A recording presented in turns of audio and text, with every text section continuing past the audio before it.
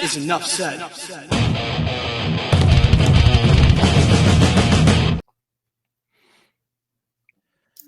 Welcome back to another episode of the Miami Heat Roundtable. I'm your host, Amir. And so for today's episode, we actually have two guests joining us. We have Grant joining us from the GM Sports Report, and we also have Ethan from the 5 Reasons Sports Network. And I believe this is the third time you're joining us, Ethan, on the show. So thank you for joining us. And Grant, thank you for joining as well. Sure. Good to be here with you guys. Thank you for having me. Yep, no problem. So we're getting close to the start of training camp, thank God, because we all know the Miami Heat have had a relatively quiet off season, and we know the Miami Heat are effectively running it back with the primary core of Jimmy, Bam, and Tyler for the 6th time in a row. And because of that, the Miami Heat will have to rely on health and player development. And so, Ethan, in terms of player progression, which 2 Miami Heat players do you think will take the biggest leap? And let's choose one from the presumed starting lineup. Game 1, I'm going to assume it's going to be Terry, Tyler, Jimmy, Bam, and Jovic. So who of that 5 will have the biggest leap? And then pick someone off the bench who you think will have the biggest leap next season. Well, it's quite a presumption because I don't know that they know that yet. I mean, I've been told that they have 2 definite starters. So, I mean, that's Bam and that's Jimmy. And so, that doesn't mean it can't be Tyler, Terry, and Jovic. That seemed to be the lineup they were leaning into last year. But it also could be Terry and Duncan. It also could be Hawkins could be somewhere in the starting lineup. Highsmith could be somewhere in the starting lineup. I don't think everything is settled in that regard. I think they want to present this as a competition and give guys a chance to kind of make their statements in training camp. Now, it was supposed to be a competition between Hero and Oladipo a couple of years ago, and that never really materialized. So we'll see if that materializes this year. As far as making the biggest jump, I mean, I think the clear guy is Hawkins. I think what you saw in Summer League, that's pretty typical that a guy in his second year looks much better than the guys who were there in their first year. So I try not to make too much of it, but everything I've heard about him has been really positive this offseason. And excuse me, I think that we may have limited our expectation of him simply because he came in as an older rookie. So the idea being that, essentially that he'd hit his upside. They don't believe he's hit his upside. It doesn't appear to this point that he has. I mean, I think he hit a bit of a wall during the season last year. Some of it was the groin injury. Some of it was the length of the season. Some of it was teams kind of figuring out. He had this one move where he would kind of go spin to the middle. They took that away, and then he had to adjust back to it. So, but I think he's the clear number one. I think the one that people want to see progress the most is Jovic. And, we'll see. Again, some of this depends if he remains in the starting lineup. He did some good things there towards the last third of the season. And defensively, he was competent. But I think the issue they're going to have with Jovic in the starting lineup is if they're starting Rosier and Hero, I don't know that that's going to work defensively. He's got to cover too much ground. And, you're basically just leaving it for Bam and Jimmy to clean everything up. And with the way that we're going into the season, not really knowing where Jimmy's head's going to be, I don't know what you're getting from him defensively from the jump. So that's a bit of a challenge, but I think those are the 2 guys I think clearly that they would like to see take the lead. All right, so Ethan, so you mentioned, Trae Rosier. So how do you feel like Trae Rosier will fit in with this Miami Heat group, especially with him possibly starting next to Tyler Hero? So what do you expect from Trae Rosier coming into next season? Well, I think we should expect kind of what we saw last year, except that he should be, as provided the neck is healthy, which I've heard it is, they were basically told that he could risk serious long-term injury. So that's, they never want to give this stuff away publicly, but that's what was going on. I think what you'll see is, sort of a roller coaster with him. And, the idea is more good than bad, but, he struggled to shoot the ball when he first came in. Then he kind of caught fire for a little bit. Then he got hurt. So I think, they don't view him as a traditional point guard. He's not a just bring the ball up and set everybody up. They need him to be a scorer. They don't have enough scoring on this team. I think that he could get the scoring average back up 17, 18, something along those lines with this group. I don't know that they're going to have a 20-point scorer. I feel like there's 4 guys who could be in that range, and he's one of them. The other one is potentially Hawkins if Jimmy misses a lot of time and Hawkins gets some of those starts. But I think that for Rosier, defensively he competes. He has some limitations. He's got a longer wingspan than Tyler does. But I have serious reservations about the Hero Rosier backcourt defensively. I think that's going to be problematic. And I know that people can say, well, and you're saying Duncan, but at least there's a little more size there. It's just a small backcourt for the modern NBA. And so we'll see how that goes. But offensively, I think, again, they're going to look to him to score. And, Tyler was excited about the prospect of some more attention going to Terry, kind of spreading that out to clear some things for him. But again, we never got to see it materialize because Tyler got hurt and then Tyler came back and Terry got hurt. So, but I think, look, they traded a first-round pick for him, and that limited a lot of things they could do this offseason. So they need to get value out of him on the court. I really love what you said, Ethan, about the fact that you don't think that we're going to have a 20-point-per-game scorer, because I agree. I think since there's one ball and so many people can score on this team, I don't really think that's a big deal. But my question for you, and I'm really interested in what you have to say about this, because I feel the last few years offensively, this team has deferred more to Jimmy Butler, hoping that Tyler Hero would step up. You get Trae Rosier, his added offense. But I think with what we saw with Team USA and what we saw the second half of the season with Bam Adebayo, I think it's time to personally give the keys to Bam Adebayo as the number one option. And he was actually asked this earlier, and I feel like he gave this amazing political answer. It's something you want to hear from your captain.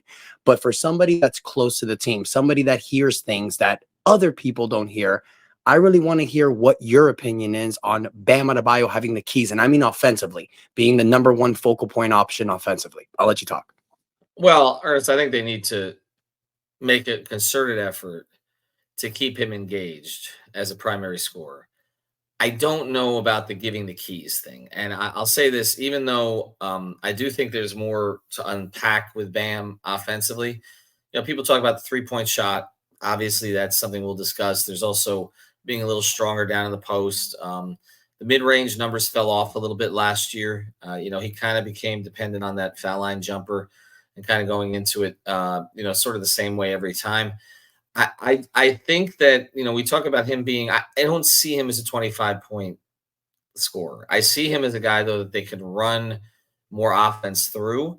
I see him as more of a primary facilitator, maybe, than he was this past year. I think they got away from that a little bit. But, the way I've put it, and I sort of stole this from somebody on Twitter, and I can't remember who I stole it from. But to me, Bam is their floor and Jimmy is their ceiling. So by that, I mean, like, without Bam, everything falls apart. But I don't know that unless you got nuclear Jimmy, this team really has a chance to, make serious noise in the East. And I'm talking about even before the playoffs. And so, they have a game with Jimmy that they play. It doesn't necessarily fit some of the others on the roster. He likes to slow it down. Spo wants to push pace a little bit more. I think he's going to want to push pace even more now that he has Rosier for a full season. One of the things I think that's important is Rosier has to keep Bam engaged. We saw Lowry do it a little bit, and one of the things Kyle would do is he would throw the ball into Bam and then get out of the way and, force Bam to be aggressive. There is this need to force him. I think where you're coming from, Ernest, that makes sense here is I don't know if it's going to manifest itself into him being their leading scorer every night or most nights. But I do think that what we've seen in the offseason, and particularly with the Olympics, was the relationships that he built with guys like Curry and LeBron and Durant. He has to have more confidence now. He just has to. And, I know he didn't like being captain last year, even before he kind of gave that answer to me at the press conference where at the end of the season where, he kind of made light of it, but I heard he really didn't like it. He's not a guy who likes to lay down the law with people. Not comfortable for him. He's a different kind of leader than UD was. And it's also really tough to lead in that locker room independently when, Jimmy has been the best player for a long time, and Jimmy's way of leadership is totally different than anybody else who's ever existed. So it does make it, I think, a little bit complex for Bam in those situations. And I think that bleeds into the stuff on the floor. because he sometimes does not want to take the reins. I think because he feels like, okay, well, we were supposed to get Tyler involved in these actions. We're supposed to get Jimmy involved in these actions. I mean, I think when you came in, Amir, you said, like, this is the year 6 of this group. They will claim they're not running it back, that, that the roster is really completely turned over the past 2 years, with the exception of, I guess, 4 or 5 guys. But I think when everybody talks about running it back, and they've asked me, I can tell you, like, what does that mean? Everybody says running it back. What does that mean? We've turned over the roster. I said, well, basically it means Tyler's still here. I mean, I think that's how fans perceive it, because you said it's the 6th year of this build with Jimmy, Bam, and Tyler. And we do know that in Heat history that the third guy is usually moved by now, whether it was Jamal Mashburn or then Eddie Jones. Others who've been third guys have been moved. And so I think that's where this thing has gotten hung up a little bit, that it's like, okay, whose team is it supposed to be? What direction are they going?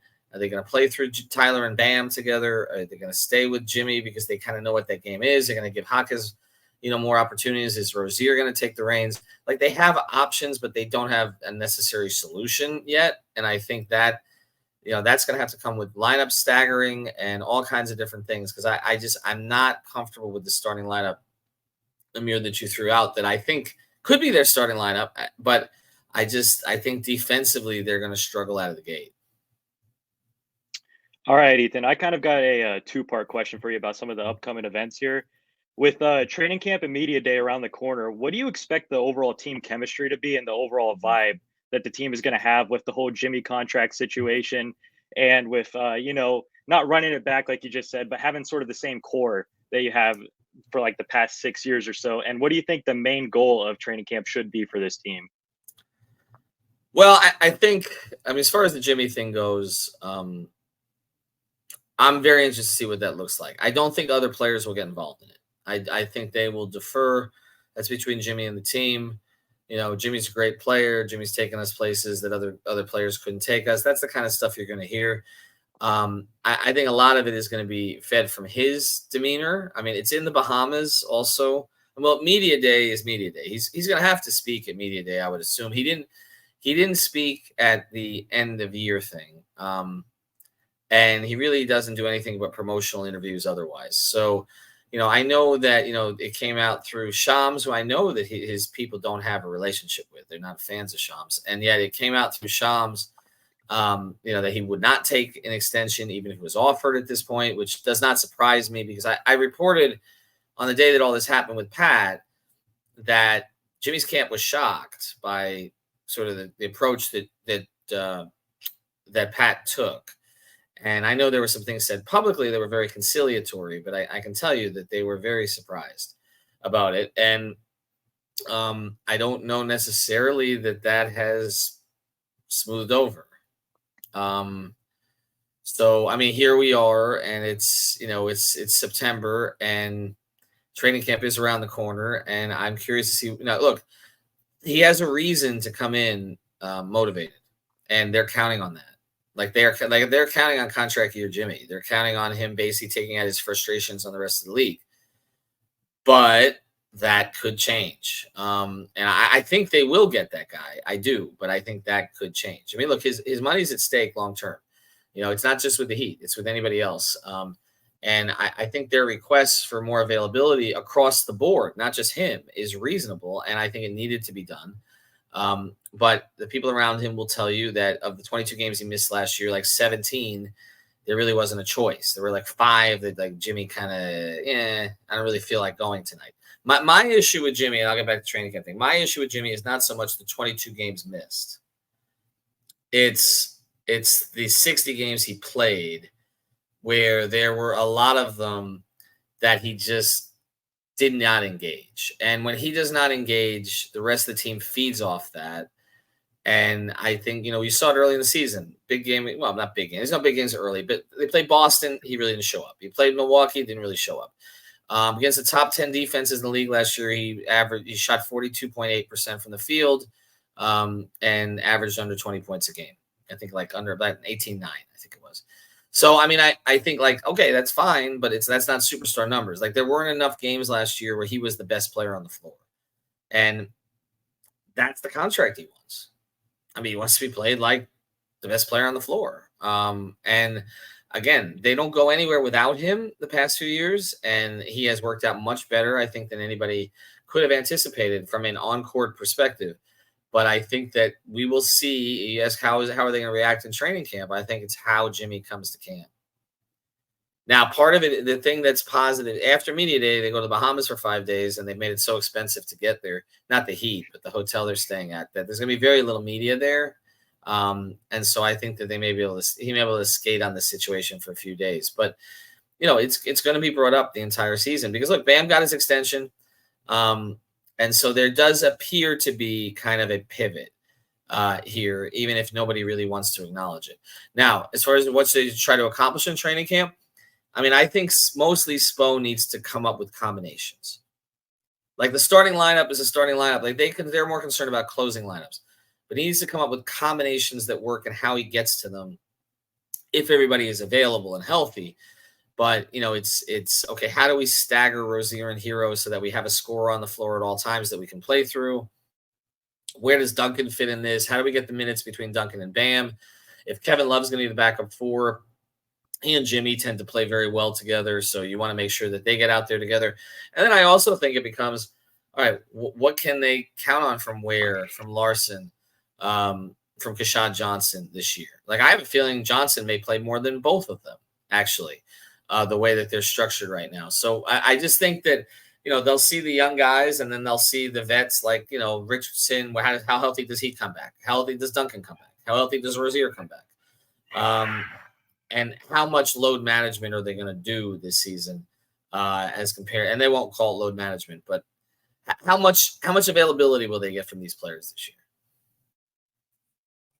Yeah, I love it. Martell would always talk about how Jimmy played 65 games last season, but in 20 of those games, he would load manage in games, right? So being very passive. So as long as he plays 65, but he plays in all 65 and doesn't miss the third game of the season, and, we know he missed the preseason because of dental work. So we just need Jimmy to be engaged and active in those 65, which I think will be good. But my last question before we close, Ethan. So we know Vegas projects the Miami Heat to win 44.5, which puts us at the 8th seed again, which would put us back in the play-in.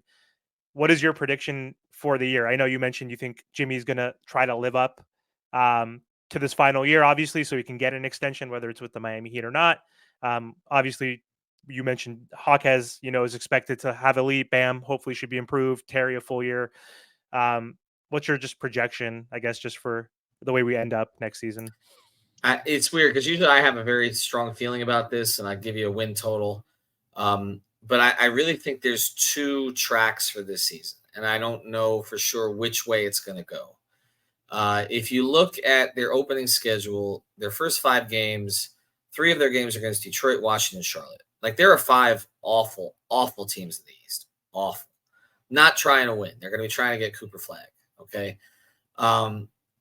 So there's a bottom in the East. Like they're not going to be able to fall through the bottom. And then there's Atlanta and Chicago, which they should be better than both of those teams too. But then you look at the teams above, and this is why everybody kind of has them in a tier by themselves, because it's kind of like they're better than all those teams, clearly. Like, just as long as Bam's on the roster, they're better than all those teams. But then you look above them, and you're like, all right, Boston, Philly, New York, it's going to be tough to get in the mix with them.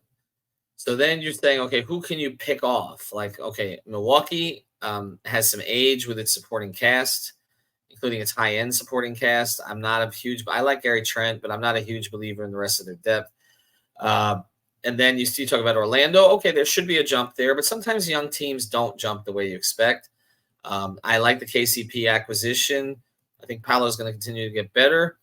I think they're going to be very good defensively. I don't necessarily think like all of a sudden they're a 55-win team, but we'll see. Cleveland, I mean, they did what they had to do this offseason, but that mix is still flawed. Like Mitchell and Garland don't really work that well together. Mobley and Allen really don't work that well together. So it's kind of, now you've lost Okoro. You still have Strus, but they really didn't upgrade anything else. You change coaches, which might be an upgrade because I like Atkinson. But okay, and then you're saying Indiana, I think teams are going to figure out Indiana's style of play this year. I think they could be the team that really drops. So maybe that's the one that you pick off, but they're going to have to pick off these a couple of these teams in front of them. So I think the conventional wisdom is, okay, they're basically a play-in team, like a high-end play-in team that could be a threat, sort of the same way they've been the last 2 years. But I do think it could go either of the other two ways. I do think that if you get major improvement from Hawkins, okay, I think if Bam is featured a little bit more, they do get more health overall, and they get contract year Jimmy in the majority of the games. I think they could be a 4 seed potentially. I think that would kind of be the upside. But I also think there's a chance because of their opening schedule. Like I said, if they don't clean up in those really early games, then they go on a 6-game trip. They play 5 playoff teams, including a back-to-back in Indiana. But they get OKC on that trip. Okay, it's a brutal trip. And they got a lot of road games early in the year. And I know they played just about the same on the road as home last year, but typically teams don't. There could be a scenario where the team just stumbles out of the blocks to the degree, and then the guys start sitting, and then Jimmy's sitting, that they just decide at that point. It will take a lot because remember they were 11-30. They didn't want to tank that year, okay, and they ended up going 30-11 the rest of the way. It will take a lot, but they could just say we're not tanking, but we're going to pivot completely, and we're going to reload around Bam and Hawkins. Maybe Tyler, we'll see, or maybe he's moved. Maybe Jovic, or maybe he's moved. But basically, like we're gonna go a different direction. We're gonna see what assets we can get for Jimmy. We're gonna try to flip those assets somewhere else. So that's why I say I don't think that's likely. I just want to make that clear. I don't think that's likely, but I think it's possible. And because of that, as much as I think they're like a 45-win team, probably 45, 46, maybe. Spo gets them up a little higher, perhaps. I also think they could be a 36-win team if they decided at a certain point, okay, we're gonna go a different direction, and this is gonna be a transition bridge year to the year after. So that's my cop-out answer, but I'm just trying to cover all the bases. I think it's an interesting year. It's a run it back year, but it's an interesting year because it's not a running back forever year. Like they didn't make commitments to run it back forever. They're waiting for an opportunity to either get the guy that's going to help Jimmy or say, okay, we're going to move Jimmy and we're going to build around Bam. Got it. Thank you so much, Ethan, for joining the show once again. And I'm assuming, again, all of our audiences follow you guys, obviously on 5 Reasons, but just want to let the audience know real quick where they can find your work before you hop off. Appreciate it, Amir. Well, a few places. 5 on the Floor podcast is kind of the number one spot. We finally got through our top 40 players of all time. I felt like we were going to do the top 400 at a certain point. So apologies to anybody who didn't make that. And we'll be pivoting to coverage for this season as we go forward here. But also 5 Reasons Sports on Twitter, 5 Reasons Sports YouTube channel. Plenty of Dolphins and Canes content on there as well. So make sure that you check that out. Obviously, both teams undefeated, so we're going to be doing quite a bit on there. And Messi's back, so we do have a Messi and Company podcast. Well, we think he's back. He seems to be back. I don't know. He's at Publix. I know that in Lauderdale by the Sea. So anyway, you can follow all of our coverage in all those places. We appreciate the time for you guys, and you guys do good work. So thanks for bringing me on. Thanks again, Thank Grant. you, Ethan. Yeah, Grant, you want to let the audience know where they can find you as well? Just at GM Sports Report on YouTube, Instagram, and TikTok. Just released our first episode last week, me and my buddy, and we're going to do one again on Wednesday. We're going to be talking about a lot of NFL Week 1 coverage and a preview for UFC 306 in the Sphere. So look forward to that. Thank you guys for having me again. No problem. Take care, guys. And that's enough said.